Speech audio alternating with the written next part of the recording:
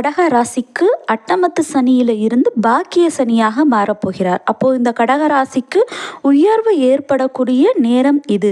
பூரட்டாதி 4ஆம் பாதத்துல சனி பகவான் என்ட்ரி கொடுக்கும் காலகட்டங்கள். இந்த கடகராசி நேயர்களுக்கு தங்களுடைய வேலையில் மாறுதல்கள் ஏற்படும். உத்திரட்டாதி நட்சத்திரத்துல செல்லும் பொழுது மனைவி கணவர் இவர்களுடனான கருத்து வேறுபாடு நீங்கக்கூடிய நேரம் இது. ரேவதி நட்சத்திரத்தில் செல்லும் பொழுது அரசு துறை சார்ந்த லாபத்தை இந்த கடக ராசிக்காரர்கள் அனுபவிப்பார்கள்.